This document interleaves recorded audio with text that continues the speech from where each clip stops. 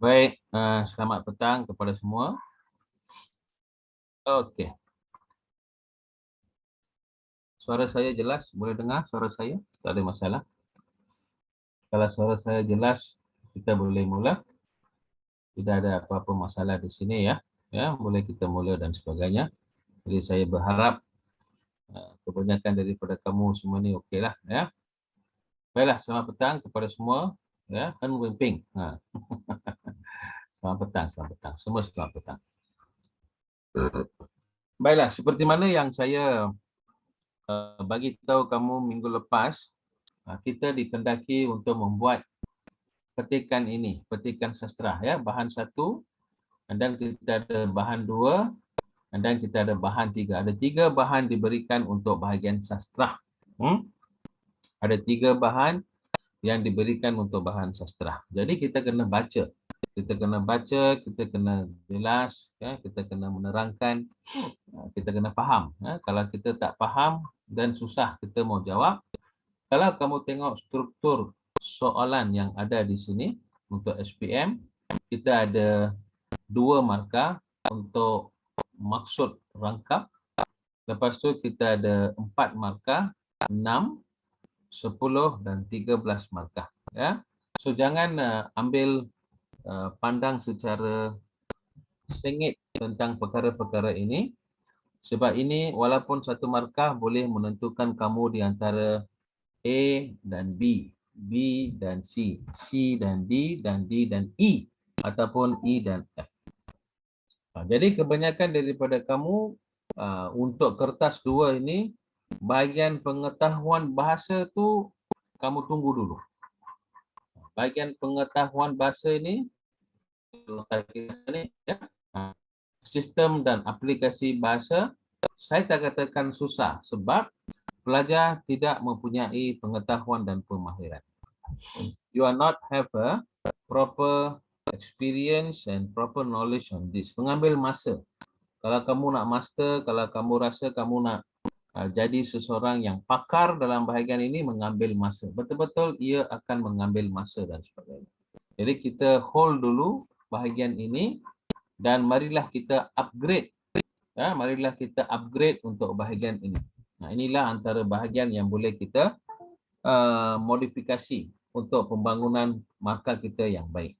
Baik, jadi bahagian B kita akan lihat pada soalan petikan sastra. Seperti mana yang kita sedia maklum, ini ialah bahan 1. Ya, saya rasa kamu sudah baca. Sekarang dalam tangan kamu tu kamu sudah ada dia punya skema yang telah kamu tulis. Ya. Jadi apabila saya bincang, saya discuss, anda bolehlah tandakan kalau ada mana-mana yang kamu rasa tak sesuai, kalau kamu rasa benda tu tak betul, dan awak boleh letak dalam chat, nyatakan jawapan kamu ni boleh diterima ataupun tidak. Saya berdasar pada skema. Ya. Jawapan daripada semua pelajar di sini tak semestinya betul dan jawapan daripada semua pelajar di sini tak semestinya salah. Ada yang vice versa ataupun dikatakan boleh faham dan tak faham, boleh faham dan tak faham dan sebagainya. Tapi tak apa, kita tengok. Okey, kita baca dulu yang ini ialah gurindam. Okey, yang ini ialah gurindam. Apa yang kita nampak di sini, bahagian ini ialah dalam konteks yang lebih arif, kita nampak bahagian ini ialah gurindam. Apabila terpelihara mata, sedikitlah cita-cita. Jadi apa yang cuba dibincangkan di sini ialah cara kita pandang sesuatu objek. Manusia ini mula melihat dan membina sesuatu wawasan dan cita-cita berdasarkan pada mata. Apa yang mata pandang itu yang dia nak, dari segi barang, dari segi orang, ya, dari segi perkhidmatan, semua dia mau. Jadi apa yang cuba disampaikan di sini ialah apabila kita boleh jaga mata ini, sedikitlah cita-cita. Macam kamu contoh saya ambil, semua sekarang mau gunakan iPhone Pro. Ya, iPhone kan, yang latest punya. Kalau ikut mata yang pandang, semua mau. Mata yang pandang semua mau itu handphone. Tapi kalau kita jaga, sudahlah, saya tak mau guna iPhone. Kalau saya guna Nokia biasa pun jadilah. Saya guna Vivo pun jadilah. Saya guna Redmi pun jadi, Realme pun jadi. Asalkan saya boleh WhatsApp dan juga saya call kawan cukup. Maksudnya kamu sudah hadkan kamu punya mata. So matalah yang menjadi segala punca nafsu ataupun dikatakan keinginan. So apabila kita jaga mata, cita-cita kita, keinginan kita akan kurang. Apabila terpelihara kuping. Okay, maksud di sini ialah kuping. Kuping di sini ialah telinga. Telinga.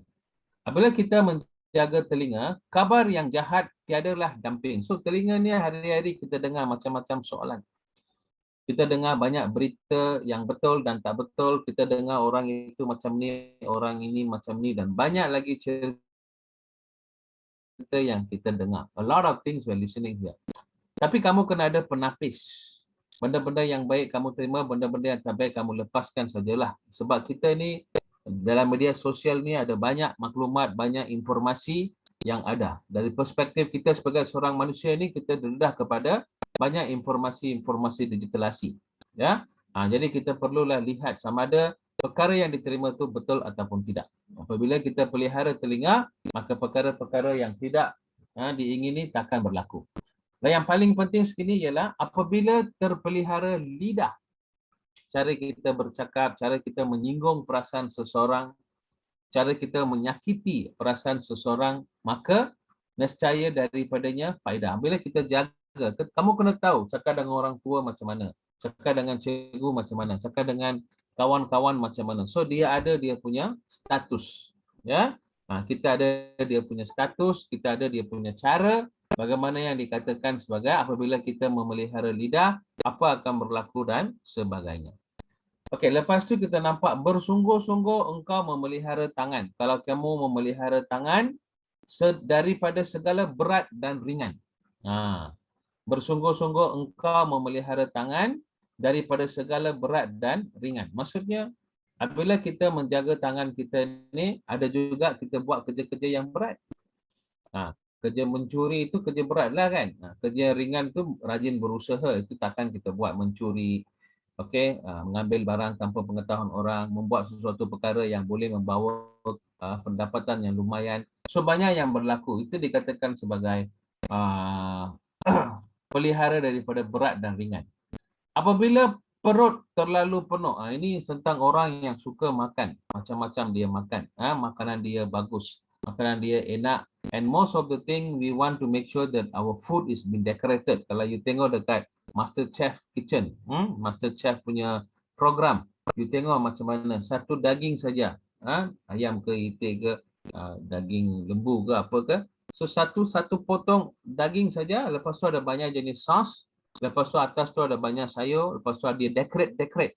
Itu semua ni mahal. Kalau kamu makan itu saja, almost Malaysian money sudah RM120. Sini RM120, satu family boleh makan 3 kali satu hari. Faham? Maka itu dikatakan kalau perut sudah terlalu penuh, keluarlah fi'il yang tiada senonoh. Fi'il di sini maksudnya ialah satu perangai, satu perasaan, satu kelakuan yang tidak baik. Perut sudah kenyang, dia rasa dia sudah happy, apa dia boleh cakap, apa dia boleh buat. Inilah dikatakan perut pun perlu dijaga. Bagus, Gurinda dia memberikan kita banyak nasihat. Anggota tengah hendaklah ingat, di situlah banyak orang hilang semangat. Anggota tengah. Pada pendapat kamu, apakah itu anggota tengah? Dalam kita punya organ, badan kita ni kita ada banyak anggota, a lot of parts of the body. Jadi dalam badan kita ni, bahagian manakah yang dikatakan satu organ yang sangat penting terletak di tengah-tengah? Cuba cek dengan saya dalam pemahaman kamu, apakah yang dimaksudkan dengan organ tengah itu? Okey, Syam mengatakannya jantung. Okey, lagi lain-lain. Cari dalam organ itu. Tengok, di situlah orang banyak hilang semangat. Segala yang kita melakukan itu di situlah. Segala keinginan, segala nafsu. Okey, Azizi, bagus. Azizi Azri ini dia pandangan yang terlalu jauh. Bagus. Dia dari segi psikologi, betul. Dari segi psikologi saya terima. Tapi untuk pantun ni tak betul lah. Amirul Hakim betul. Hati. Hatilah yang menjadi segala-galanya. Kita akan membuat sesuatu, kita dalam hati hati keinginan itu ada. Sebagai contoh, okey, senang cakap, kamu semua ni remaja. Kalau kamu seorang remaja lelaki ataupun remaja perempuan, kita suka dengan seorang remaja lelaki ataupun perempuan. Hati itu sudah membuat. Dalam hati itu sudah ada satu perasaan, aku mesti dapatkan perempuan ini dan juga lelaki ini. So itu yang kita punya perasaan, I must get her, I must get him. She's so beautiful. Ini orang sangat kacak. Yang tahu Suaya, Meili. Okey, itu hati ya. Love story lah I'm talking about.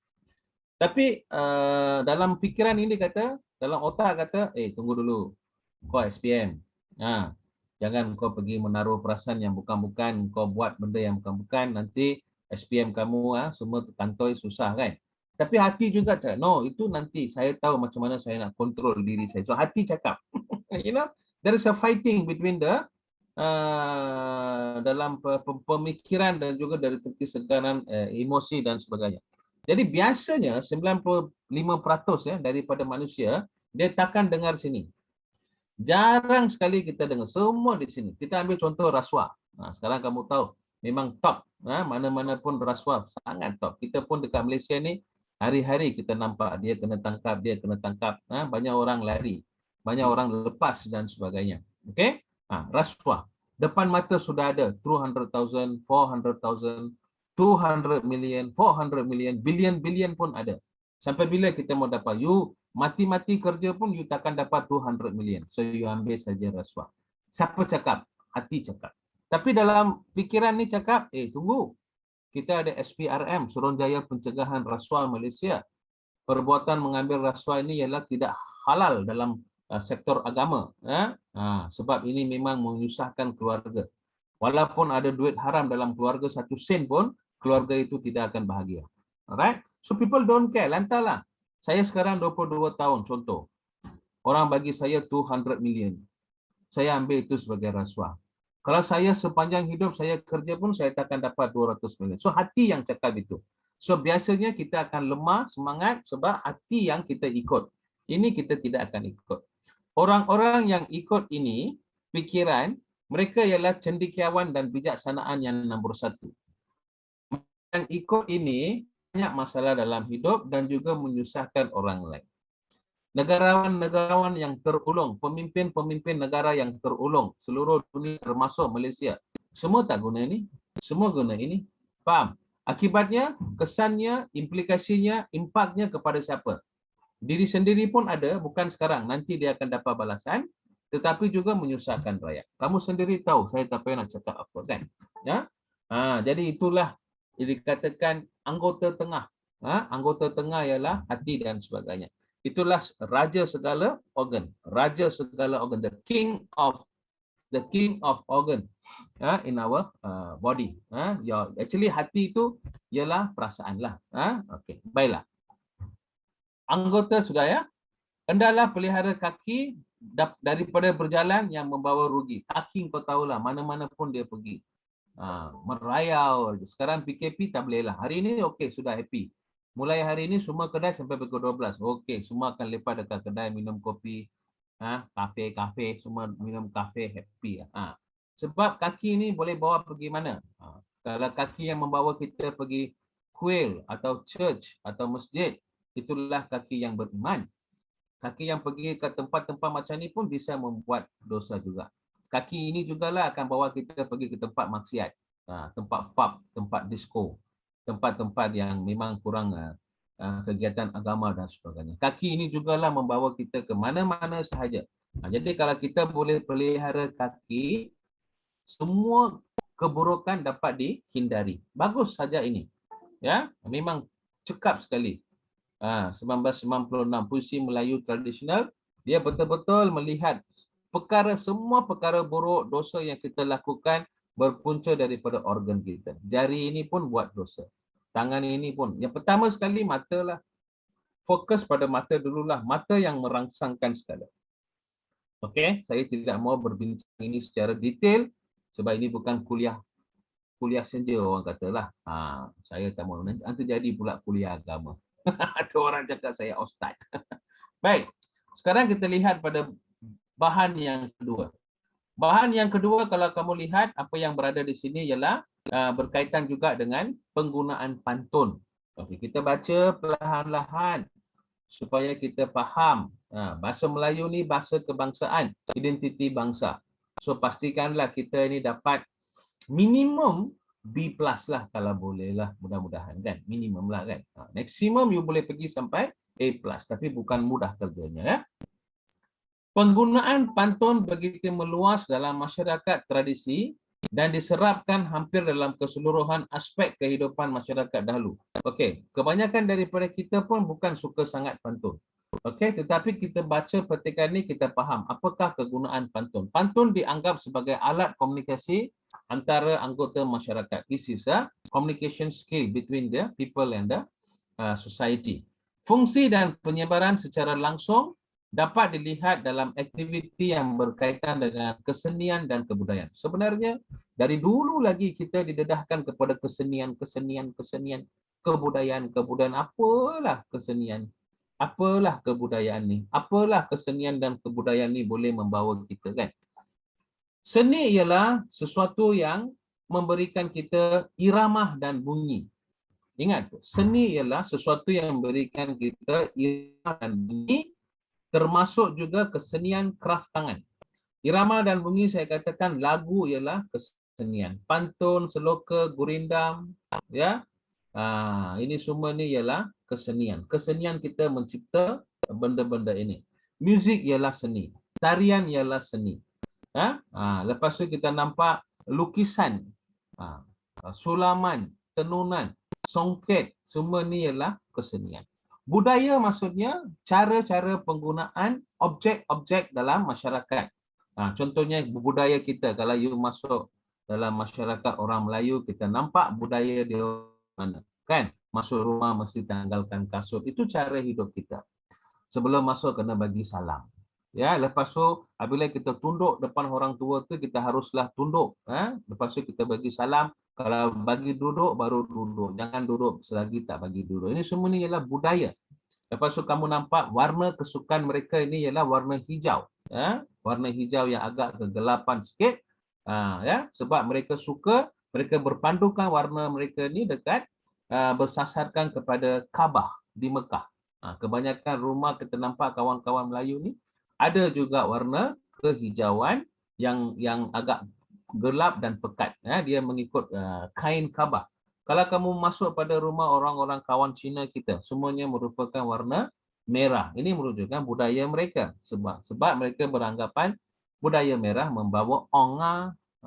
Dia membawa ong, maksudnya membawa tua. Kan? Begitu juga dengan masyarakat orang India. Kalau kamu tengok cara mereka tu masa Deepawali kan, dia orang akan menggunakan minyak, mandi minyak. Lepas tu dia menyalakan pelita, ya, pesta cahaya. Tapi satu kamu kena faham, budaya kita ni semua sama. Tak kira Melayu ke, tak kira Cina ke, tak kira India ke, tak kira apa agama pun, kita ni lupa bahawa budaya kita ni hampir sama. Kenapa saya katakan begitu? Baik. Kalau kita lihat masyarakat Melayu, 7 hari sebelum raya, 7 hari sebelum raya itu katakan malam 7 lekor. Kan? Tak silap saya lah. Depan rumah tu mereka sudah pasang dian, pelita. Kan? Dia dengan sumbunya, dia bakar tu, lepas tu ada pelita. Sehinggalah pada 1 Syawal. Faham? Itu pesta dia orang lah kan. Lepas tu you tengok yang Chinese. Cahaya juga. Dia akan gantung tanglung. Dalam tu pun ada cahaya warna merah. Dan semalam tahun baru Cina itu, masyarakat Malaysia dikejutkan dengan mercun dan sebagainya. Kepelbagaian. Sekarang sudah kurang. Dulu teruk. Tapi tak apa. Kita sekali-sekala, kita pun mesti merayakan. Jangan mengumpat sudah. Ya, kita harus menghormati budaya dan cara hidup setiap orang. Kemercun. Sama juga seperti orang-orang India kalau kamu tengok Deepawali. Ya, malam sebelum Deepawali itu mereka pun ada pasang pelita di hadapan dan sebagainya. Ada satu, itu yang dikatakan sebagai pesta cahaya. Mereka mengatakan itu sebagai pesta cahaya Dan ada juga ada satu bulan yang dihaskan untuk pesta ini. Tak silap saya bulan 11. Mereka panggil itu sebagai Kartikai. Ya. Lepas tu kita nampak penganut Kristian. Dia pasang pokok Christmas tu. Lepas tu ada lampu kelip-kelip. Nampak tak? So semua ada cahaya. Ini budaya lah. Budaya, cara hidup dari segi makanan, dari segi pakaian dan sebagainya. Okey. Inilah konsep ataupun unsur perpaduan dalam negara kita.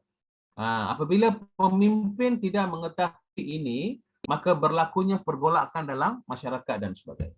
So hari ini kita nampak dalam Malaysia ini ada banyak perkara berlaku, pergeseran kaum, pergolakan politik, tiada perpaduan, tiada penyatuan, ya, perbezaan agama, perbezaan pendapat, ya. Banyak perkara berlaku. Ini kita panggil sebagai apa yang kita panggil sebagai polarisasi kaum.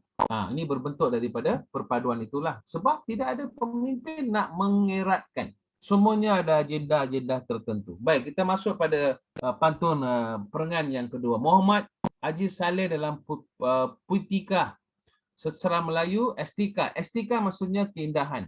Dalam sesebuah pantun tu memang kita ada keindahan. Jelas menjadi sebahagian daripada pemikiran orang Melayu. Melalui pantun, orang Melayu menyampaikan pengetahuan. Melalui pantun tu, kita nampak ada pengetahuan, ada pengajaran, ada sindiran. Kalau aku terus nak marah kau tu, aku pun rasa macam tak sedap hati. Jadi saya gunakan pantun untuk marah you. Boleh? Ya? Sindiran, kiasan, rasa hati, perasaan, hiburan dan cara yang berkesan. Dulu tak ada radio, tak ada video, tak ada apa dikatakan semua daripada media sosial, Netflix ke Astro semua tak ada. So kita ada penglipur lara. Penglipur lara ni ialah tukang cerita. Mereka pergi ke kampung masa upacara perkahwinan, pertunangan, upacara melenggang perut, upacara apa dikatakan mencukur, upacara bercukurlah untuk baby yang baru lahir kan. Semua tu kita ada penglipur lara.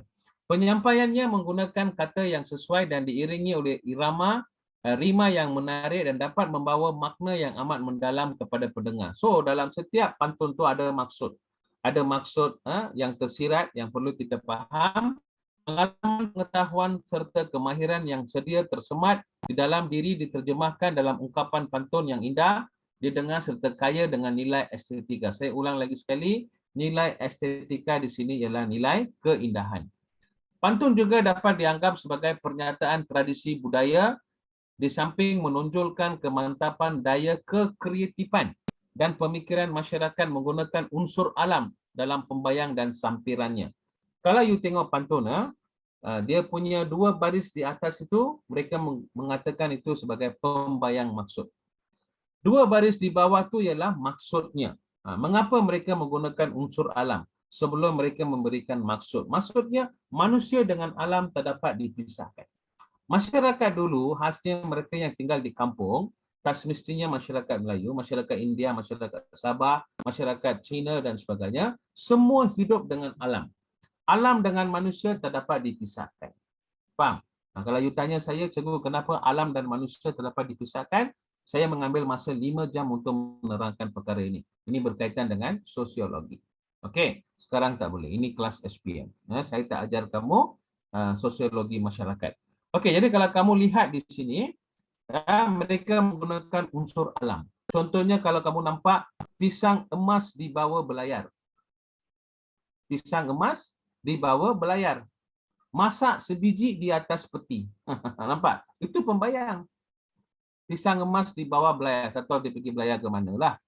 Masak sebiji je di atas peti. Lepas tu, hutang emas boleh dibayar, hutang budi dibawa mati. Peti mati. Belayar, bayar. Nampak tak dia punya rimah kat belakang? Itulah kehebatan masyarakat kita dulu.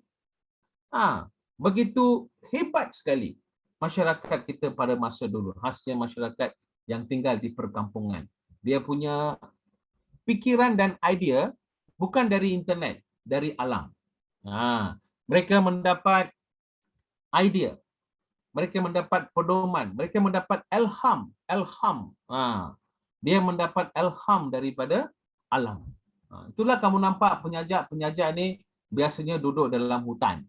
biasanya duduk dekat pantai, berhampiran dengan laut, berhampiran dengan sungai. Semata-mata mereka dapat memberikan satu ilham, keindahan, estetika. Jadi itu kamu kena faham. Jangan kamu ingat semua yang kamu belajar, apalah, betul saya belajar artificial intelligence. Lagi bagus AI. Boleh belajar berkaitan hacking you punya account. Saya mau hack account apa dikatakan itu Amazon punya owner, itu Jack Ma punya ni kan, Alibaba dia punya grup. Lepas itu kita mau hack dia punya account Microsoft. Tak payah kerjalah, saya jadi hacker antarabangsa gunakan artificial intelligence, saya ambil dia punya duit. Apa guna you penjenayah? Tuhan tak lahirkan you sebagai penjenayah. Faham? Tuhan mencipta kita untuk maksud tertentu. So banyak kebaikan yang kita nampak. Cuba kita lihat, ikatnya menggambarkan khazanah bangsa Melayu. So memang kita ada khazanah dia. Okey, di sini saya ingin sampaikan khazanah masyarakat Melayu pun ada, khazanah masyarakat Cina yang dibawa dari negara Cina pun ada, dan kita dekat Malaysia ini pun ada seorang sastrawan yang berbangsa Cina. Ini pun saya rasa kamu tak tahu. Ada banyak bangsa-bangsa lain, bangsa Malaysia yang juga meminati bahasa Melayu dan menghasilkan banyak novel dan cerpen. Contoh, sastrawan negara yang saya maksudkan itu ialah Lim Swee Lim Swee Tin nama dia. Dia orang Kelantan. Sajak dia yang sangat masyhur ialah Mata Ayah. Ku jabat tangan Mata Ayah. Itu dia. Banyak ada. Lim Swee Tin. Ya, sekarang dia cakap, Engwe kata Teo Wen Ting. Tak tahu siapa. Nanti kita kena cari dia siapa. Dan juga masyarakat-masyarakat lain. Hakikatnya pantun menggambarkan khazanah bangsa Melayu yang terungkap melalui pemilihan lambang bahasa yang unik, secara tidak langsung mempamerkan ketinggian dan kehalusan budaya masyarakat Melayu. Dulu manusia tidak ada penipuan, pendustaan, kedurjanaan, semua tidak ada. Kita anggap semua orang mesti mau hidup. Anak-anak saya pun mau makan, anak-anak kamu pun mesti mau makan. Kita bersyukur dengan apa yang ada. Tapi hari ini semuanya harta yang ada, mereka akan ambil, mereka akan simpan untuk 7 keturunan. Kita besok pun tak tahu kita akan mati ke tidak, hidup ke tidak. Faham? Berapa you mau simpan harta untuk 7 keturunan? Nanti kena sumpahlah macam Pulau Langkawi yang berlaku pada Masuri dan sebagainya. 7 keturunan Langkawi tak maju. Yang majukan Langkawi siapa? Tun Dr. Mahathir. Itu saja yang saya boleh katakan. Baik, diteruskan lagi. Walaupun kita berada pada era globalisasi, komunikasi dan teknologi maklumat, puisi tradisional perlu diperluas dan dilestarikan agar terus hidup dan diminati daripada generasi kepada generasi yang seterusnya.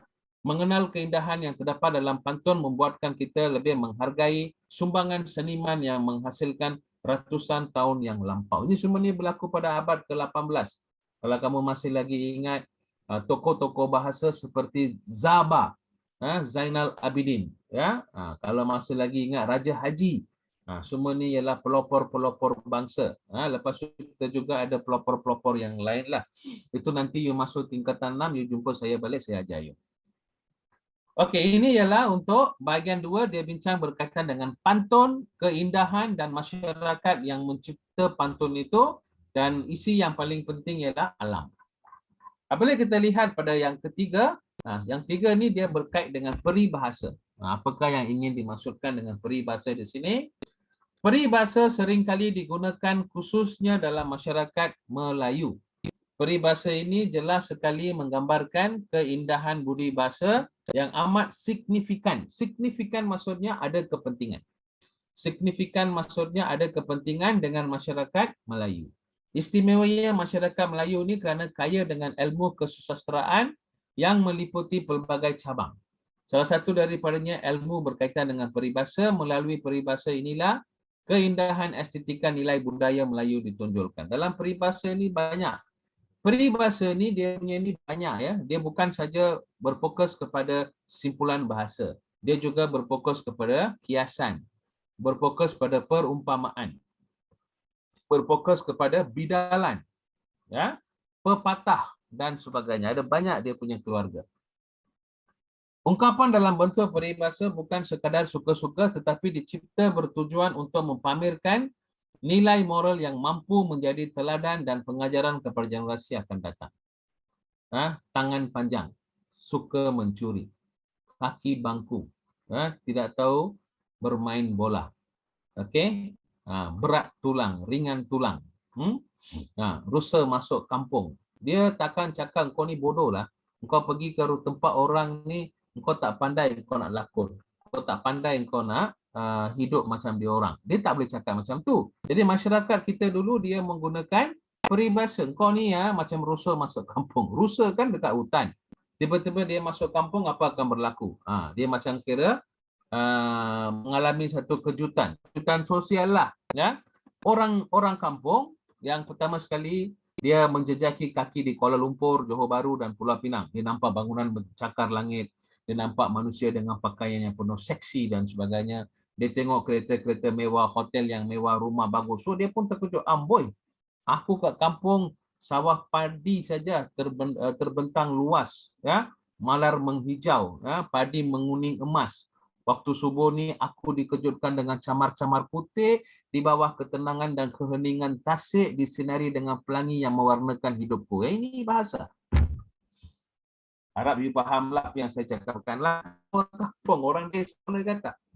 Bila mai kat bandar ni dia tengok, boy, kapal terbang lah. Atas kepala keretapi. Dia tak pernah jumpa keretapi dekat kampung. Atas kepala keretapi, baru dia tahu LRT, MRT. Okey. Lepas tu tengok sekali kapal terbang besarnya. Macam mana pula? Tiba-tiba ada satu burung besar terbang di atas aku. Membawa lebih kurang 300 hingga 500 orang. Tengok kapalnya lah. So, sesuatu yang mengejutkan. Faham? Ini semua ni perbezaan yang kita dapat lihat dalam peribahasa.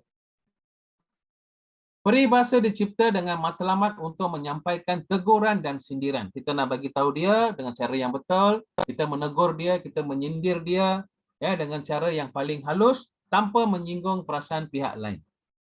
Hal ini amat signifikan dengan konsep keindahan budi dan berbahasa yang ditonjolkan dalam bait-bait kata yang terungkap. Jelas sekali masyarakat Melayu mempunyai nilai estetika yang amat tinggi dalam berbahasa.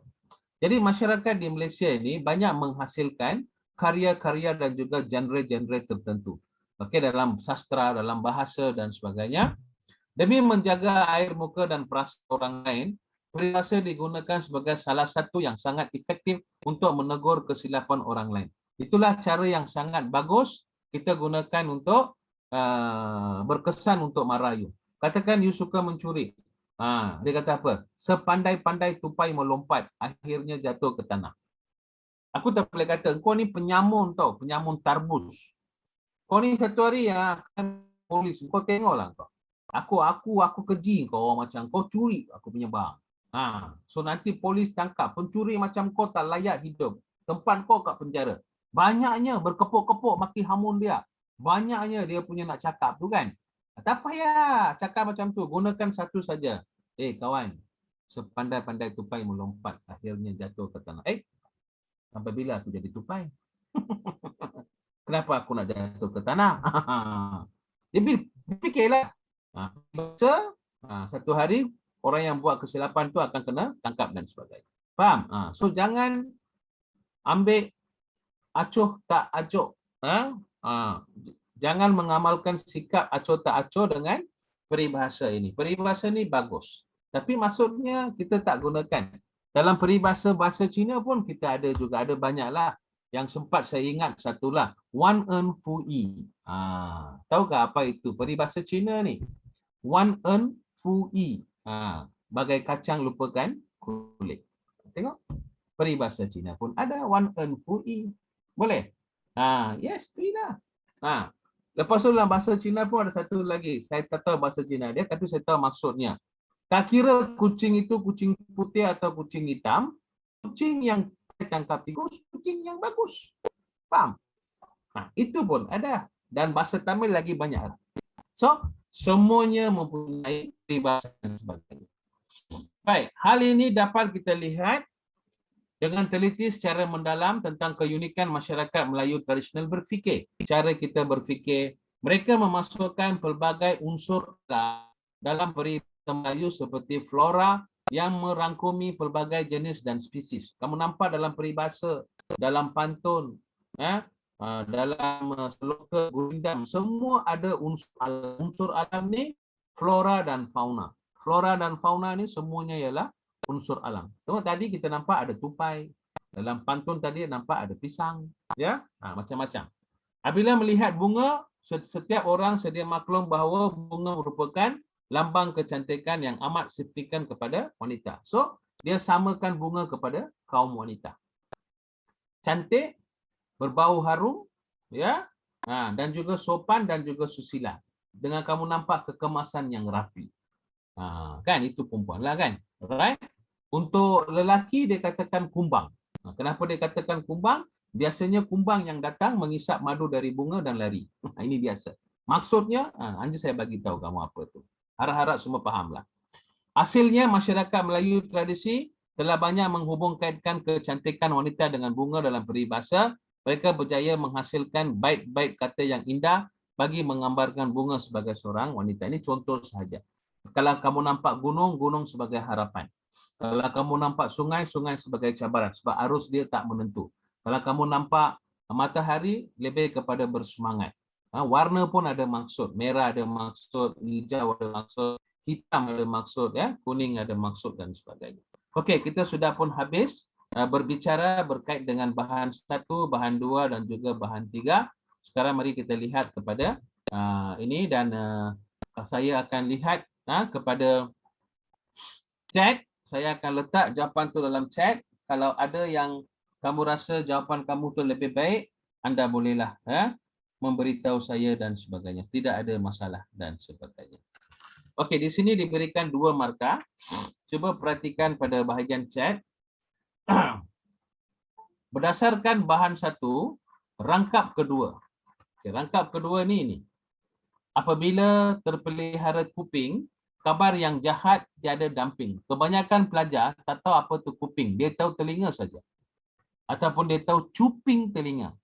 Kuping ni bahasa dia. Telinga lah. Okey, kamu lihat pada bahagian chat. Saya letak bahagian chat lah. Okey. Jadi kamu kena jawab dengan soalan pemahaman yang penuh ya. Okey, apa kita nampak di sini? Berdasarkan, kalau kamu boleh salin ni pun boleh, atau kamu nak compare dengan jawapan kamu boleh. Berdasarkan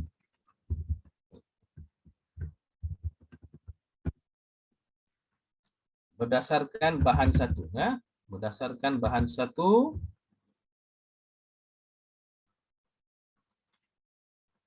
maksud rangkap kedua. Maksud rangkap kedua. Kamu cek jawapan kamu ya.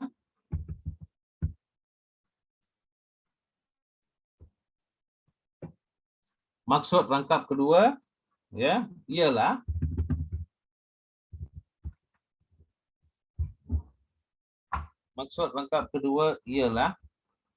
okey, apa yang disampaikan apabila kita memelihara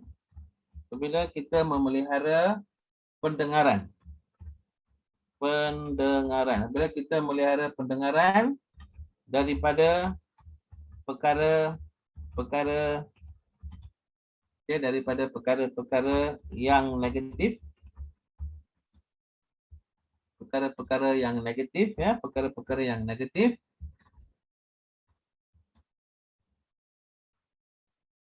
kita terpelihara. Okey, kita terpelihara ya. Akan terpelihara daripada fitnah dan konflik hidup. Ini yang penting. Gunakan perkataan sendiri, gunakan pemahaman sendiri. Saya dah masukkan jawapan nombor 1. Kalau ada jawapan-jawapan yang lebih baik daripada saya syorkan pelajar boleh type ataupun pelajar boleh bercakap dengan saya.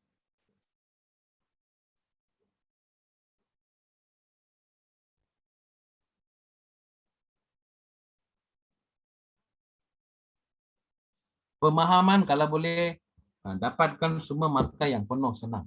Itu yang sangat baik. Okey, sekarang kita lihat pada soalan yang kedua.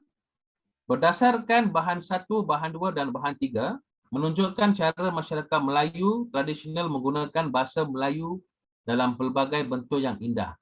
Nyatakan kepentingan penggunaan bahasa bentuk. Mengapakah mereka memasukkan unsur keindahan? Okay, mengapakah mereka memasukkan unsur keindahan? Ya, dalam penghasilan mereka. Okey.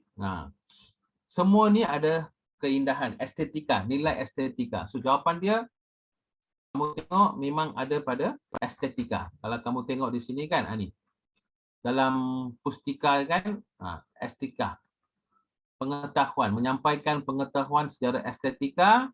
Lepas tu di sini pun kamu nampak ada keindahan budi bahasa. Nampak? Ini semua ni jawapan-jawapan yang boleh anda masukkan. Ya. Okey, saya letak jawapan di sini supaya anda faham. Okey, yang pertama sekali kita lihat apa yang berlaku. Kita kena faham soalan dulu. Nyatakan kepentingan penggunaan bahasa dalam bentuk sedemikian. Ya, mereka menggunakan bahasa yang indah. Apakah kepentingan mereka menggunakan bahasa yang indah? Okey, yang pertama sekali kita katakan kepentingan. Kepentingan menggunakan ya bahasa yang indah dalam penghasilan, ya, penghasilan bahan sastra, ya, penghasilan bahan sastra, ya, bahan sastra, puisi, pisio, puisi, pantun dan peribahasa. Ini ialah untuk tiga-tiga bahan, ya. Ini untuk tiga-tiga bahan. Okey. Puisi, pantun dan peribahasa ialah ini ada 4 markah, ya. Menyampaikan teguran secara lembut. Menyampaikan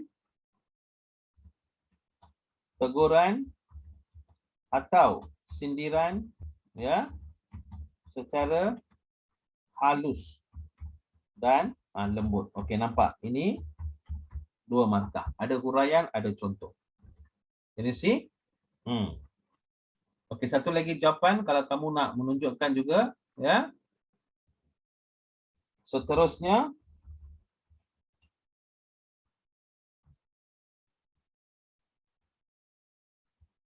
seterusnya.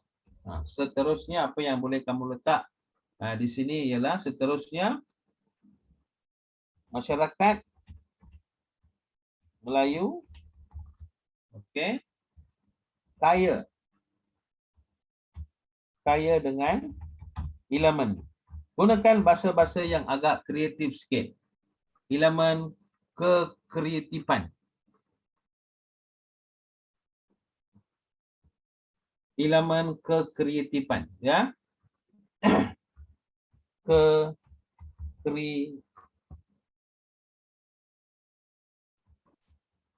Elemen kekreatifan,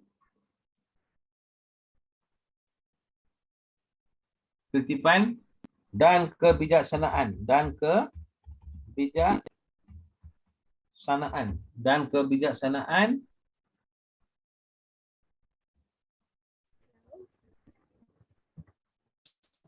kaya dengan elemen kekreatifan dan kebijaksanaan masyarakat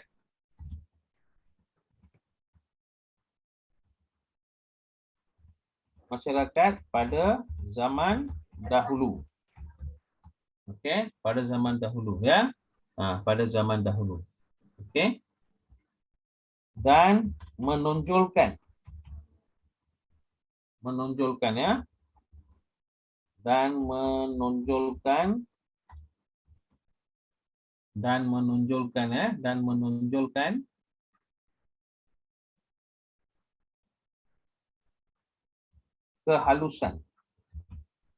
kehalusan budi mereka. Ini yang boleh kita gunakan.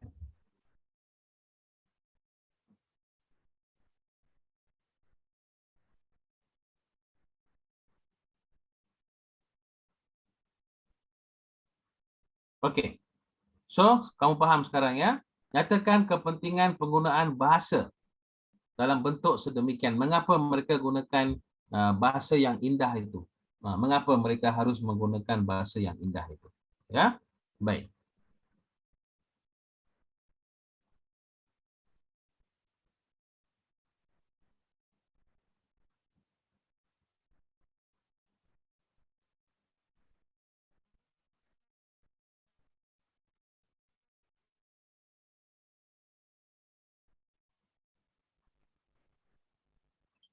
Kalau ada jawapan dari pelajar pun kita terima jugalah.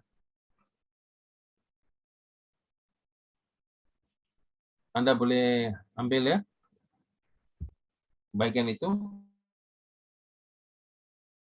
Okey, sekarang saya lihat pada soalan yang ketiga. Dia ada 3 markah ya untuk soalan yang ketiga.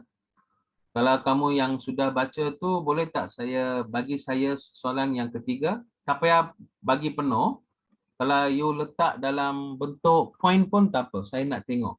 Berdasarkan bahan 2 dan bahan 3, penulis menyatakan bahawa unsur alam sering digunakan oleh masyarakat Melayu tradisional ketika menghasilkan pantun dan peribahasa. Mengapakah mereka menggunakan unsur alam?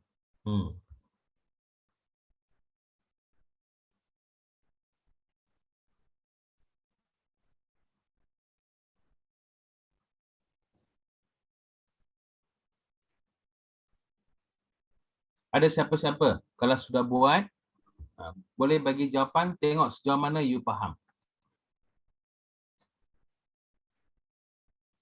Dalam petik, dia hanya katakan mereka menggunakan unsur alam. Unsur alam maksudnya flora dan fauna.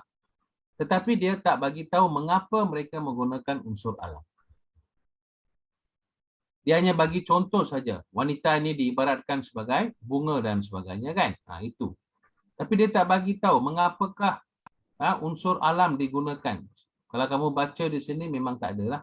Ya? Unsur alam ni ada dalam peribahasa. Dalam pantun pun dia ada bagi tahu juga. Okey, ada seorang pelajar menjawab, bagus.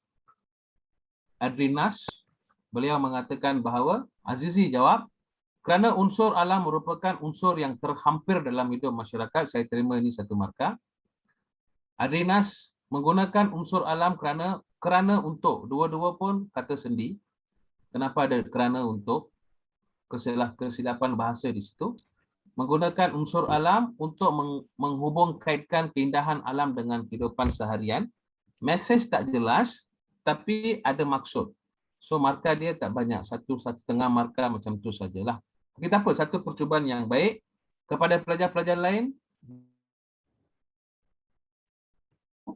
mengapakah masyarakat dulu menghasilkan pantun dan peribahasa menggunakan unsur alam? Terima kasih kepada Azizi dan juga Adrinas. Sekurang-kurangnya mereka tahu. Yang ini ialah masalah dan sebagainya. Okey, yang lain? Tak ada. Tak buatlah tu. Tak buat. Hanya saya ada Azizi dengan Adrianas saja. Lain semua bukan pelajar saya. Siapa ada di sini? Hang Wiping. Kira ah. Sui Chiao ah. Bagi jawapan. Ada banyak di sini kan? Sarah ada. Aku pula ni. Sarah ada. Sarah Kristina. Alia ada. Alia ada 2. Atika dan Natasha. Amirul. Chuan Yap Wen. Boleh bagi jawapan lah. Dewan, Asukan, Faiz, Hazel. Kalau kamu tak bagi jawapan, macam mana saya tahu jawapan kamu? Okey? Jela. Jaila jadi. Heng Wei-ping, Suciao lalu. Lau Hao-wei, Lim Xiao Ai, Min Natasha, Nurzarin Nazwa, Ryan. Okey, Syam, Tan Sin Min, ya. Okey, Tan Sin Min ada jawab. Amirul ada jawab. Very good. Alam memainkan peranan yang sangat penting kerana masyarakat Melayu berada dalam proses interaksi, interpretasi dan macam mana kau punya? Semua sisi je Amirul. Dalam proses interaksi, interpretasi, integrasi dengan alam dengan alam sekeliling, bukan alam di sekeliling, dengan alam sekeliling. Amirul, Tania, 2 markah untuk kamu. Tengok. Kalau pelajar bagi, barulah cikgu boleh menilai. Kalau kau tidur, apa aku nak buat? Tan Simin, kerana penulis ingin memberi kesedaran terhadap kepentingan menjaga alam sekitar kepada orang ramai. Okey. Dulu tak payah jaga alam sekitar. Alam sekitar dulu semua bagus. Manusia hidup secara segar dan subur. Sekarang semua jahanam jadinya. Semua sudah. Alam sekitar pun tak ada, alam pun tak ada, sekitar pun tak ada. Ya, Amirul. Terima kasih. Deforestation. Ya. Ini kita panggil sebagai kemusnahan alam sekitar. Ini semua ni manusia punyalah. Dalam Al-Quran pun ada sebut, kamu dah usik pasak bumi, kau akan terima natijahnya. Kau tengoklah nanti kau terima kau punya natijahnya. Ada disebut dalam kitab. Ya. Suktin, pembalakan. Okey, kita tak bincang pembalakan secara haram. Baiklah. Mengapa masyarakat Melayu memasukkan unsur alam dalam hasil penghasilan sastra? Yang pertama sekali kamu kena faham, ya. Nanti saya bagi jawapannya. Masyarakat Melayu hidup bersama alam. Okey, hidup bersama alam kerana kawasan kediaman mereka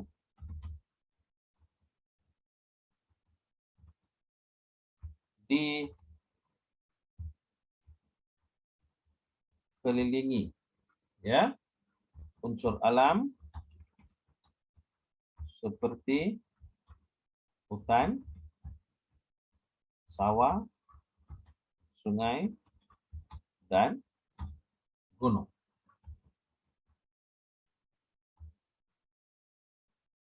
Maka penggunaan unsur alam, penggunaan unsur alam menjadi sebati, ya, menjadi sebatilah,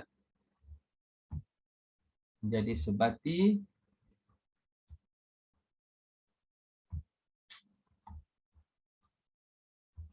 dalam kehidupan mereka, ya, dalam kehidupan mereka. Maksudnya mereka hidup bersama alam. Ini satu. Yang kedua,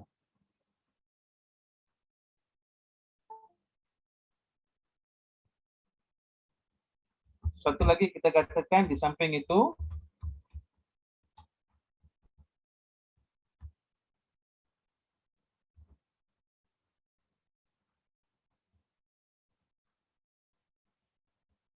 okey, di samping itu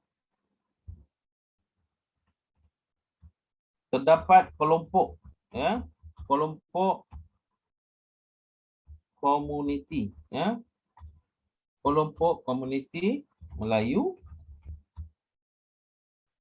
tradisional,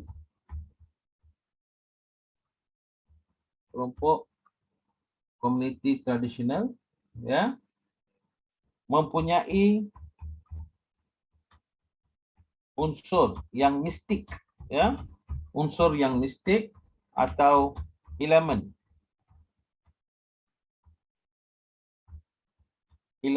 pengubatan, elemen pengubatan tradisional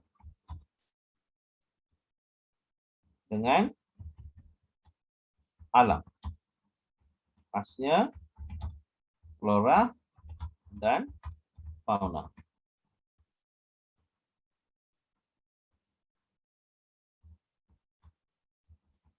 Ini menjadikan mereka mengenali dan mahir dalam pengetahuan alam. Okey. Ini 4 markah, 3 markah saya sudah bagilah. Jadi inilah sebabnya mengapa masyarakat Melayu dulu mereka menggunakan unsur-unsur alam dalam kehidupan mereka. Jawapan-jawapan dari pelajar yang tadi pun bagus juga. Tidak ada masalah dan sebagainya.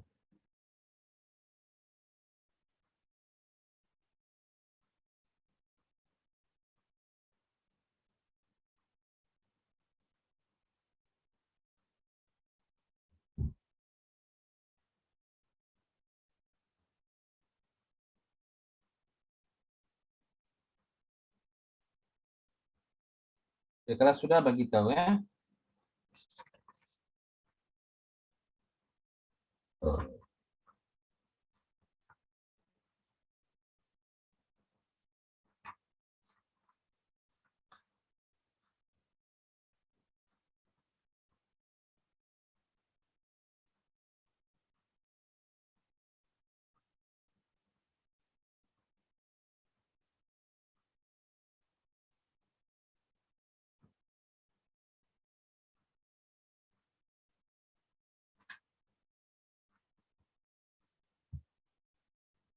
Boleh.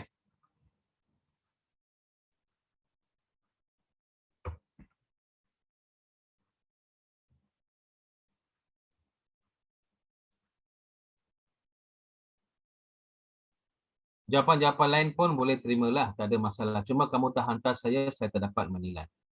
Okey, kalau kamu lihat mengapakah mereka menggunakan unsur alam, yang pertama sekali mereka hidup dalam alam. Cuba you keluar rumah sekarang, tengok sekeliling you ada apa, depan ada apa, belakang ada apa, kiri ada apa, kanan ada apa. Nak jumpa pokok susah. Itu bukan pokok yang kau tengok depan rumah tu, bukan pokok original.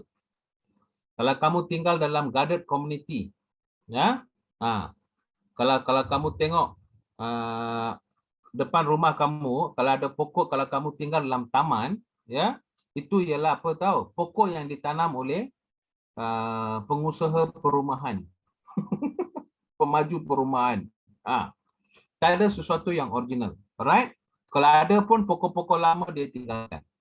Kalau you tinggal dekat kondo, penthouse, tingkat 35, USJ Subang ke, USJ Taipan ke, Damansara Damai ke, kalau you tengoklah, Bukit Kiara ke, Mount Kiara ke, mana-mana lah.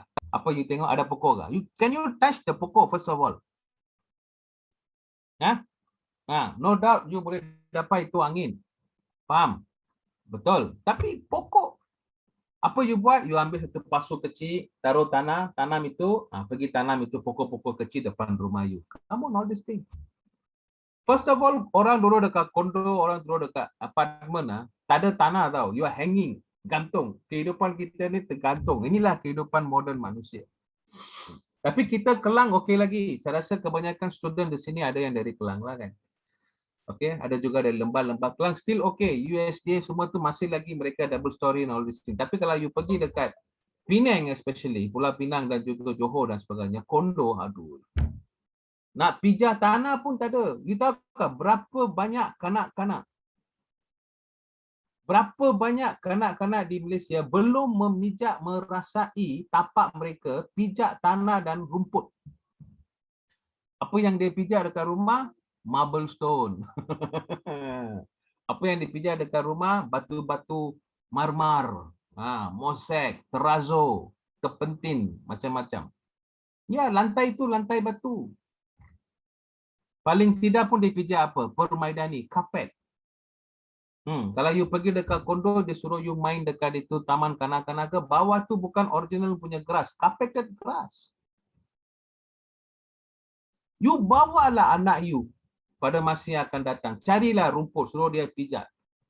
Bagi dia macam satu keadaan yang tak selesa. Cuba kalau kita dekat kampung, sungai, laut, pelangi, air, bayu, hutan, tumbuh-tumbuhan, ya, binatang-binatang yang ada, debu, pasir, selut, lumpur, kepunyaan kita, tradisi kita, semua telah dihancurkan oleh manusia-manusia yang jahanamkan Malaysia dan sebagainya. Aku patut jadi menteri alam sekitar. Betul ni aku cakap kau. Kalau kau pergi ke utara, ke Perlis, Kau pergi Kok Lanas Kedah, kau pergilah kat Alostar. Ke Alostar kalau kau nampak, benda tu, bendang sawah tu tak ada lah. Memang tak ada. Separuh daripada kawasan sawah itu telah dijadikan apartmen. You see? Dijadikan apartmen. Dalam 20 tahun yang akan datang, kita tak ada tanah. Dalam 20 tahun yang akan datang, Malaysia Melayu seulah. Saya cakap macam itulah. Faham? Tak ada makanan. Sektor pertanian sudah hancur di Malaysia. Kita mengharapkan Thailand sahaja. Faham tak? Sekarang kita punya beras, kita punya bahan-bahan pertanian, kita ambil daripada Indonesia dan juga Thailand. Yes, mana ada petani? You mau jadi petani ke? Mau? Hah? Sawah padu. Kamu pergi jauh lah. Kalau kita orang Kelang, pergi dekat ini. Ijuk, Kuala Selangor, Sungai Buloh, Skinchan. Dulu hamparan sawah padi bagaikan perbandani hijau terbentang luas. Seolah-olah tanah dan langit menari bersama berdansa, mengiurkan pemandangan, membawa panorama yang mistik sekali. Hari ini, pergi tengok sana. Perbandaran, pembangunan. Astaga. Habis. Tamadun manusia, jahillah jadinya. Balik pada zaman Jahiliyah. Aku cakap kau betul. Berani kerana benar, takut kerana salah. Contoh. Ini contoh harapan. Faham? Contoh. Tapi fikirlah. Aku bukan main. Aku bagi kau zaman dulu, nilai estetika, nilai pembangunan yang ada sekarang. Angkara siapa? Ya. Tak ada makanan 20 tahun yang akan datang. Kau tengok nantilah. Kelapa sawit tak ada. Getah sudah tak ada. Kopi. Lada hitam kat Sarawak semua hancur. Felda sudah hancur dan sebagainya. Jadi sektor pertanian ni kita memang sudah tak ada. Kuranglah. Semakin lama semakin berkurangan. Tidak ada orang yang membangunkan sektor pertanian dan sebagainya. So kita ni mundur dan sebagainya. So kamu ialah pemimpin negara yang masa depan.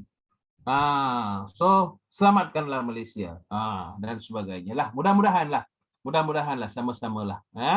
Okey. Jadi kamu lihat pada soalan kita yang keempat. Soalan kita yang keempat, kalau kita lihat apa yang berlaku di sini ialah Anda ingin menyertai sebuah pertandingan pantun yang dianjurkan oleh Dewan Bahasa dan Pustaka. Dalam pertandingan itu Anda dikendaki menyediakan serangkap pantun. Okey. Jadi itu yang kita nampak kan. Anda ingin menyertai sebuah pertandingan pantun yang dianjurkan oleh Dewan Bahasa dan Pustaka. Dalam pertandingan itu Anda dikendaki menyediakan serangkap pantun 4 kerat yang bertemakan kasih sayang. Ini kamu kena buat pantun.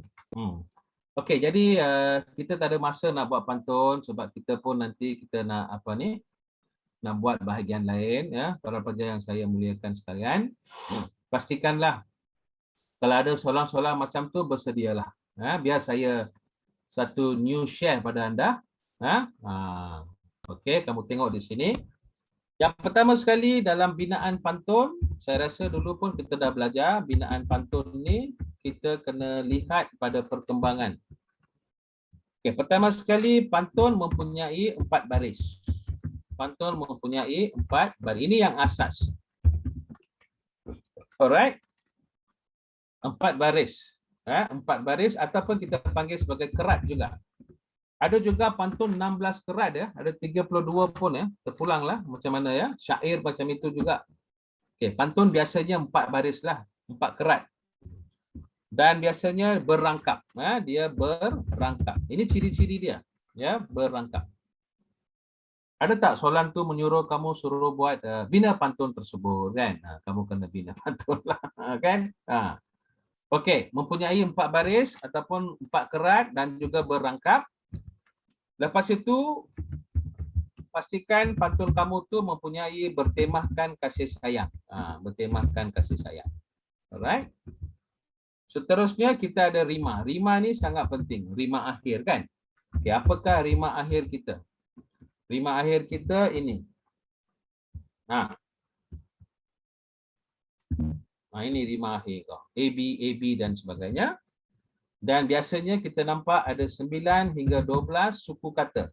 Suku kata ni baba, ma, ta, se, kan? 9 hingga 12 suku kata. Suku kata. Ini boleh kita gunakan suku kata. Dalam satu baris lah. Dalam satu baris kita ada ini.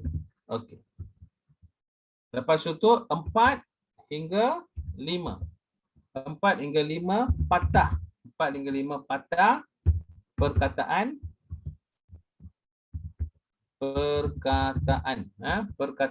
dalam satu baris. Ada siapa-siapa buat pantun tak? Kalau ada siapa-siapa buat pantun, boleh saya tengok. Boleh saya tengok. Ada? Siapa-siapa ada pantun? Tak apalah, salah tak apa. Yang penting kita belajar kan. Ada siapa-siapa buat pantun tak?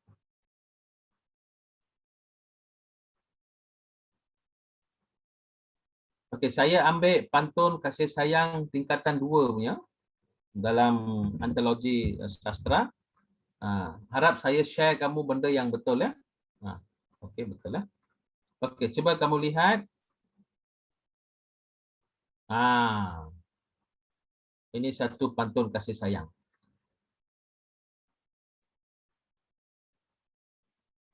Okey.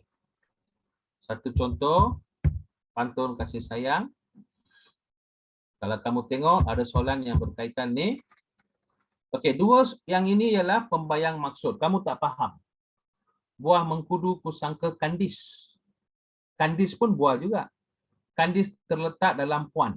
Ya?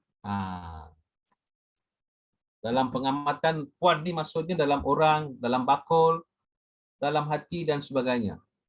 Gula madu kusangka manis. Sedap lah. Manis lagi senyuman tuan. Ini sudah kira mengorak dah ni. Faham? Ya? Inilah ditulis oleh seorang gadis remaja kepada seorang jejaka yang kacak. Pantun kasih sayang. Okey, kamu nampak tak sini S? Can you see the S here? S di sini ialah A. Rima A. Ya? Kali pertama kamu jumpa, ini kamu semua belajar juga tingkatan 1, tingkatan 2. S kali pertama kamu jumpa itu ialah rima A. Kan? Lepas tu kamu jumpa pula N, perkataan N. Kali pertama kamu jumpa tu. Kali pertama kamu jumpa tu. Bila kamu jumpa itu pada kali pertama, ya. Ini ialah B. Ini ialah B. Ini B. Lepas tu S kamu dah jumpa dulu. Kita masih lagi gunakan A juga. Ini rima akhir. Kita masih lagi gunakan yang itu juga A. Dan N kamu dah jumpa lagi sekali benda yang sama, kita masih lagi gunakan yang ini ialah B juga. Okey, jadi rimanya ialah AB, AB. Abang. Ini rima akhir. Jaliah jadi. Okey. Beliau telah membuat satu pantun, dia dah hantar pada saya. Saya rasa pantunnya ada masalah, tapi tak apa. Jadi Jaliah jadi ya. Bagus nama ini. Saya tak pernah dengar nama macam ni. Nama beliau tu mempunyai nilai estetika. Ini yang beliau hantar pada saya. Oh, sekarang saya nampak memang ada dia punya ni. Okey, bagus. Pergi ke kedai si padan, lalu memberi kertas hiasan.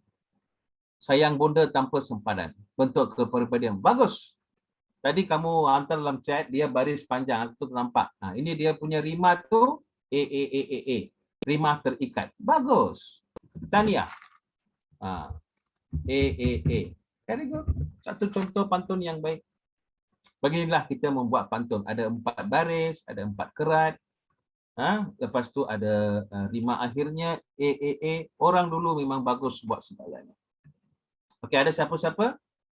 Ada buat pantun? Tak ada. So Jailah ada buat, terima kasih ya. Okeylah. Jadi inilah di antaranya contoh.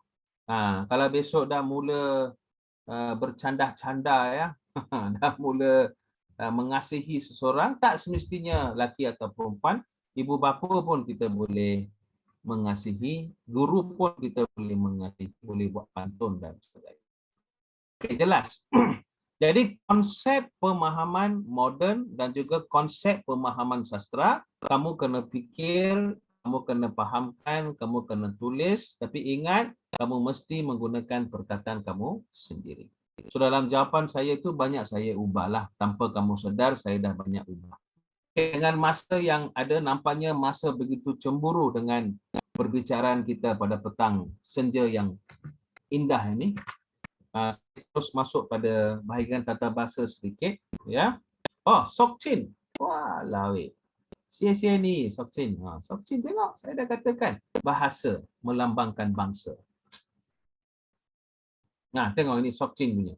Saya mau makan, jom pergi makan. Mana kamu mau makan, jom pergi kedai itu makan. Baik. Nampak kelakar sikit. Tak apa. Sebagai seorang pencinta sastra dan bahasa mempunyai nilai ketinggian yang agung, saya merestui beliau. Sokchin, very good. Saya mau makan, jom pergi makan. Mana kamu nak makan, jom pergi kedai itu makan. Tak apa.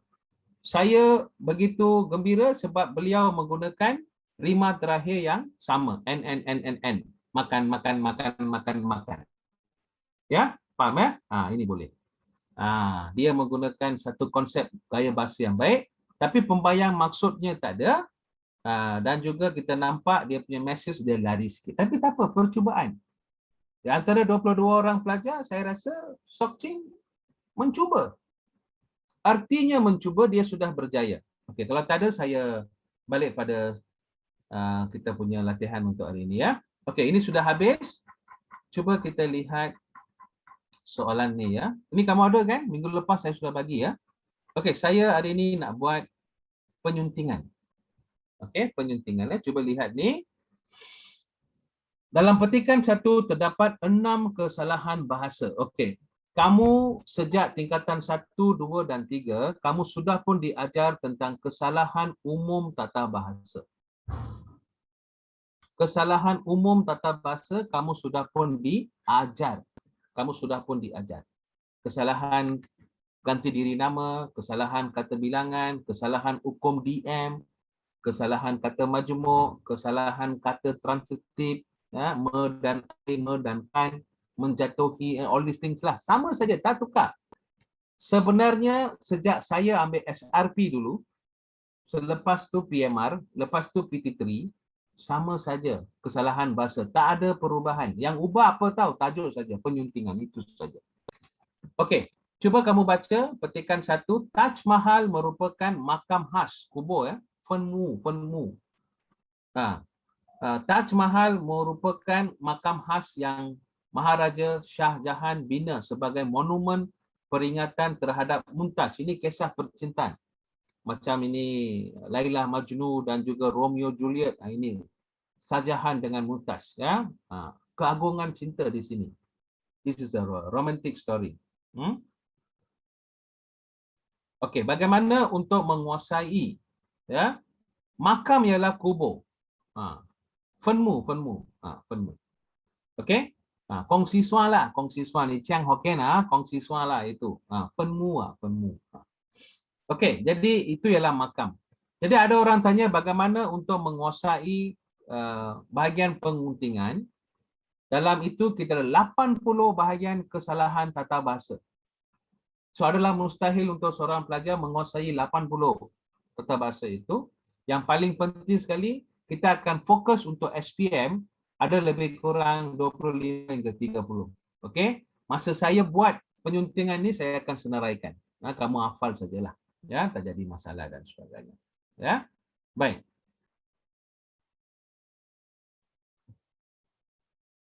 Ni apa ni? Baik, kamu cari Parsi, Turki, India dan Islam. Keunikan bangunan ini telah mendapat pandangan dari UNESCO sehingga diisytihar sebagai tapak warisan dunia pada tahun 1983 menurut Mitos. Mitos di sini maksudnya antara boleh percaya dan tidak boleh dipercayai, ya. Boleh percaya dan tidak boleh dipercaya. Mitos. Kita panggil dia sebagai mitos. Kuda boleh terbang ke? Dalam cerita-cerita lama kuda boleh terbang.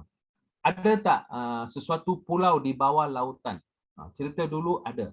Ini saya ada baca dalam satu kita panggil sebagai Atlantis. Ya, ada beberapa pulau yang ditenggelamkan oleh banjir. Tak tahulah zaman Nabi Nuh ke apa saya tak tahu. Ditenggelamkan. Pulau-pulau tu masih lagi ada. Manusia masih lagi hidup dalam dasar laut. Ini nama kuda tu Astaful Bahri. Aku tak tahulah. Faham? Tetapi setahu saya memang ada harta karun yang banyak karam dalam kapal-kapal dagangan antarabangsa, kapal Titanic semua tu, dan banyak juga kapal-kapal terbang yang hanyut jatuh dalam ini Bermuda Triangle. Itu semua tu kita ada. Dan di bawah dasar laut itu memang kita nampak ada itu kabel yang menghubungkan negara. Internet cable is lies on the beneath of the underground of the sea. Ini kamu tahu. Okey, jadi itu dikatakan sebagai mitos. Mitos maksudnya boleh dipercayai, tak boleh dipercayai. Kesemua jurutera-jurutera yang berusaha menyiapkan karya agung itu telah dibunuh supaya tidak dapat membina bangunan lain standing Taj Mahal pada masa yang akan datang. Okey. Di sini ada 6 kesalahan. Cuba kamu cari dan kamu letak dalam kita punya ini. Ya, boleh ya. Baik. Okey, 4 minit dari sekarang.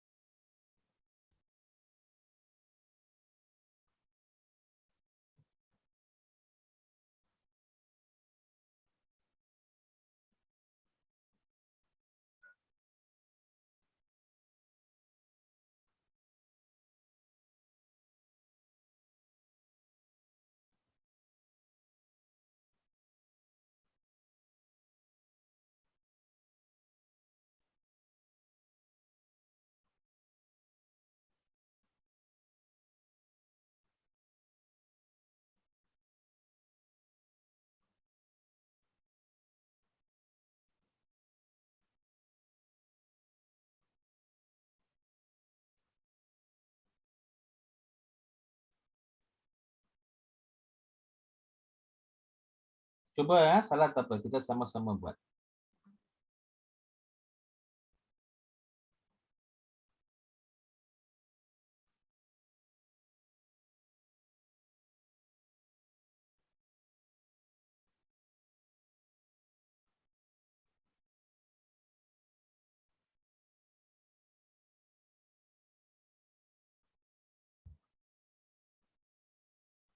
Okey, ada yang sudah buat, bagus. Ada yang hantar jawapan. Azizi ya, terima kasih Azizi. Okey, saya akan simak sama ada yang itu betul ataupun tidak. Baik. Okey. Alia. Alia ada buat dia. Kesemua jurutera-jurutera. Okey. Ya, baguslah. Sekurang-kurangnya kita tahu apa yang berlaku dan sebagainya.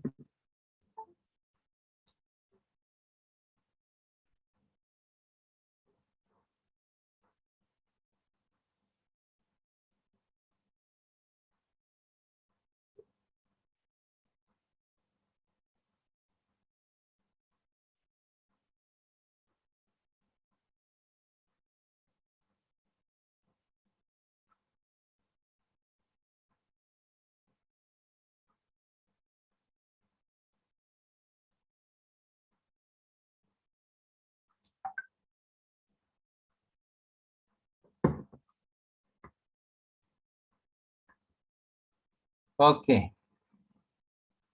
Ada juga yang betul, ada juga yang salah. Tak apa. Yang penting kita usaha, sesungguhnya usaha membuahkan hasil.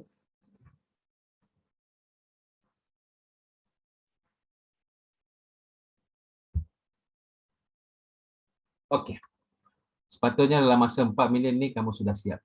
Itu kalau ikut masa yang ditetapkan dalam SPM. Baiklah pelajar. Okey, kepada mereka yang tak dapat, tak apa. Yang penting ya. Ya, bagus Alia. Bagus, bagus, bagus. Jawapan kamu betul. Ya, itu memang betul lah. Bagus. Alright, kalau kita lihat secara sepintas memang susah kita nak kenal pasti kesilapan sehinggalah kita membaca dan sebagainya. Okey, Jailia. Okey. Memang kita tahu Okey, ada satu kesalahan saja. Jailia. Baguslah. Okey, kepada yang lain yang masih lagi mencuba, tak apa. Faktor masa kita tengok dulu macam mana keadaan. Okey, kalau kamu lihat Maharaja Shahjahan Bina. Nampak tak yang ini? Maharaja Shahjahan Bina. Ini ialah satu kesilapan. Okey? Alright. Ini kita akan jadikan dia sebagai pasif. Kita jadikan dia dibina oleh Maharaja Shahjahan. Dibina oleh Maharaja Shahjahan. Dibina oleh Maharaja Shahjahan. Ini salah. Lepas tu kamu nampak ada perkataan menggabungkan. Menggabungkan ini ada kesalahan ejaan. Sepatutnya ada dua G. Menggabungkan. Ada dua lah. So yang itu menggabungkan. M-E-N-G-G-A. Bukan M-E-N-G. Kalau kamu lihat itu mengabungkan. Kata dasarnya jadi abung. Bukan gabung. So ini the double G. Lepas tu kamu nampak ada satu kata majmuk di sini. Kata majmuk di sini harus di yang ini, seni bina. Okay, seni bina ni bukan kata majmuk mantap. Warga negara, okey, tanda tangan, okey. Ini semua tu ialah kata majmuk mantap. Yang ini seni bina ni bukan kata majmuk mantap, so terpaksa dipisahkan. Dieja secara dipisahkan, dua perkataan bukan satu perkataan. Okay. Lagi satu kalau kamu lihat di sini kita ada perkataan diistihar. Ini kesalahan bahasa. Kesalahan dari segi ejaan ya. Diistihar. Sepatutnya kita letak di sini ialah sepatutnya kita ada diistihar. Okey.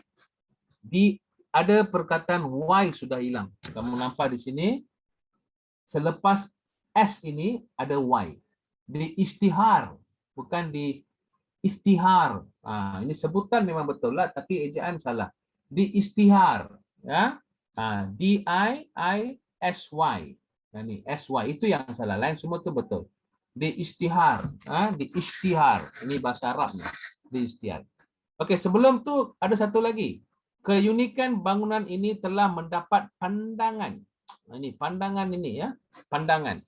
So bukan pandangan. Daripada banyak-banyak pelajar yang tadi menjawab, saya rasa tak ada yang dapat yang ini betul lah. Okey, mungkin kamu terlepas pandang. Lain semua tu bagus. Ini bukan pandangan. Apakah jawapan yang kita boleh gunakan? Very good, Azizi. Perhatian. Betul. Mendapat perhatian. Ini penggunaan kata yang salah. Dari segi penggunaan kata yang salah, mendapat pandangan. Ini kita kena sebagai pandangan. Alright. Akhir sekali dia kata 6 kan? Ini saya rasa senang. Ini penggunaan kata jamak yang salah. Kesemua jurutera-jurutera.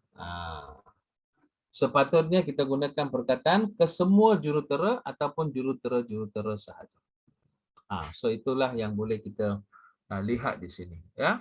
Jadi secara satu kajian yang lebih menjurus kepada pemikiran yang tajam, kamu lihatlah kertas 2 ini, dia ada 35 markah. Faham? 35 markah dan kamu tengok soalan morfologi. Ini yang minggu lepas kita ada buat. 8 markah tu. Lepas tu kamu tengok ada soalan 2 tu, sintaksis. 6 markah ke 7 markah ke dia boleh putar-putarkan, tak jadi masalah. And then ini penyuntingan yang baru kita buat tadi kan 6 markah juga. Lepas tu kita juga ada apa yang kita panggil itu sebagai bahasa Melayu standard. Ya, bahasa Melayu standard. Bahasa Melayu standard ini tukarkan bahasa klasik kepada bahasa moden. Okey, peribahasa lagi. Ini peribahasa saya ingat boleh sekolah. Tapi untuk sintaksis, morfologi, penyuntingan sukar sikit. Okey, ada petikan 2, tolong buat sekejap. Petikan 2 ni 5 markah. Ha.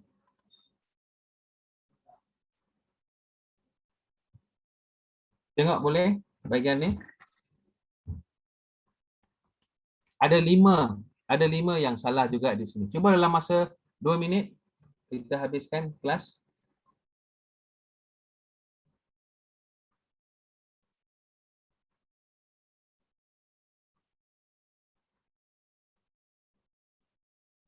Cuba.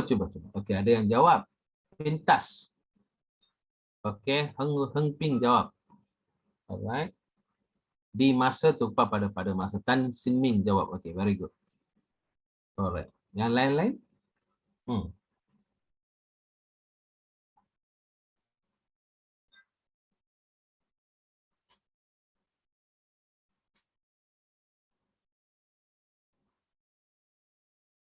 Okey. Sok Chin. Ya, di masa tukar kepada masa. Heng Pin, kicauan, kacukan semua tak ada. Alia, kesejukan tu betul. Ini bukan kata kerja, inilah kata nama. Kata nama tu satu kes saja, kata kerja tu dua. Tolong tolakkan kotak itu, KK, tolakkan kata kerja tu.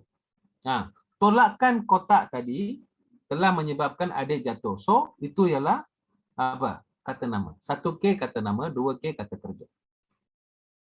Ya. Tan Simin betul, bagus. Semuanya arif. Beginilah kamu membiasakan diri kamu, lama-lama kamu akan menjadi okey. Sedikit-sedikit lama-lama menjadi bukit. Ini yang boleh kita nampak. Okey, mari kita lihat petikan 2. Di masa memang kita susahlah, ya. Okey, di masa kamu tukar kepada pada masa. Alright. Pada masa akan datang teknologi yang dicipta oleh kita. Saya dah bagi tahu ini penggunaan kata ganti diri yang salah. Ini sepatutnya kita jadikan sepatutnya kita cipta. Tak ada pasif. Kata ganti diri nama tu tak perlu dipasifkan, memang salah. Oleh mereka boleh. Oleh kita tak boleh. Oleh saya pun tak boleh. Buku tu dibaca oleh saya, salah. Buku tu saya baca. Faham ya? Yang ini ialah dicipta, kita cipta. Kita cipta, ini salah. Oleh kita ni salah. Sepatutnya kita cipta. Satu lagi, kesejukan ni betul. Tak ada masalah. Kamu dah berjaya. Tetapi dia bukan dia bukan yang kita katakan itu sebagai ini. Sepatutnya ini tiada lagi kedinginan. Bukan kesejukan, kedinginan. Itu okey. Okey, kedinginan air sungai. Ya, kedinginan air sungai. Bukan apa yang kita panggil itu dan sebagainya. Alright. Baiklah. Jadi satu lagi kita nampak nyaringan. Ombak tak nyaring, suara nyaring. Ombak ni ialah deruan. Deruan. D-E-R-U-A-N, deruan. Okey? Tak, kesejukan itu kamu tukar kepada kedinginan. Kedinginan. K-E-D-I-N-G-I-N-A-N. Kedingin. Dingin. Air tak sejuk, air dingin. Sejuk ialah cuaca. Air panas, air dingin, air suam. Air tak sejuk. Faham? Air panas ada. Ini semua ni dia punya ukuran. Cuaca. Cuaca baru panas, cuaca baru sejuk dan sebagainya. Okey, kamu jelas ya? Ini Heng Ping macam-macam, air cincau lah, itulah, inilah. Okey. And then nyaringan salah, deruan. Okey, satu lagi di sini kita nampak ini masa ke semasa. Okey, ini sangat senang. Kalau kamu nak tengok penyuntingan ni, kalau sini ada masa, sini pun mesti ada masa. Kalau sini ada semasa, sini pun mesti ada semasa. Tak ada masa ke semasa, semasa ke masa, tak ada, salah. Sepatutnya masa ke masa ataupun semasa ke semasa. Itu saja. So, 5 perkataan. Pada masa, kita cipta kedinginan, deruan, semasa ke semasa. Boleh? Ini semua ni senang. Latihan dalam peperiksaan tak tahulah sebab kita tidak ada apa dikatakan bahagian-bahagian tertentu. Baiklah para pelajar. So kita sudah habis bahagian pemahaman yang tadi saya bincang banyak tentang pembangunan, kelestarian pembangunan dengan menghancurkan alam sekitar. Inilah. Kamu baca petikan ni kamu tahu. Pada masa yang akan datang, teknologi yang kita cipta hari ini telah memusnahkan alam sekitar. Betul lah. Ini yang saya cakap tadi kan. Tiada lagi kedinginan air sungai, kicauan burung dan deruan ombak untuk ditatap, untuk dilihat oleh anak cucu kita. Oleh itu, dari semasa ke semasa kita perlu sentiasa menyimak sama ada teknologi yang dicipta bersifat lestari ataupun tidak dan sebagainya. Okey, jadi minggu depan kita akan bincang rumusan. Satu lagi unsur yang menjadikan pelajar begitu gerun menghampiri rumusan. Mudah-mudahan minggu depan kita akan bincang rumusan ya dan sebagainya. Okey? Jadi kita akan berjumpa minggu depan. So, kuatkan azam dan semangat, tingkatkan kudrat dalam hidup anda, cintailah kelestarian alam, adakan hubungan yang baik dengan alam semesta, jadilah manusia yang bersyukur dengan penciptaannya oleh Tuhan yang Maha Berkuasa. Okey? Sehingga kita berjumpa lagi. Salam sejahtera, salam satu Malaysia dan salam mesra dari saya. Mudah-mudahan minggu depan kita akan masuk dan meneroka soalan rumusan. Sekian, terima kasih. Meriahlah Malaysia bersama manusia gemilang. Baik. Okey, terima kasih kepada semua ya. Okey, terima kasih. Terima kasih. Ya, Sok Chin, ya. Saya Chen, Tan Sin Yin, ya, Adrina dan sebagainya.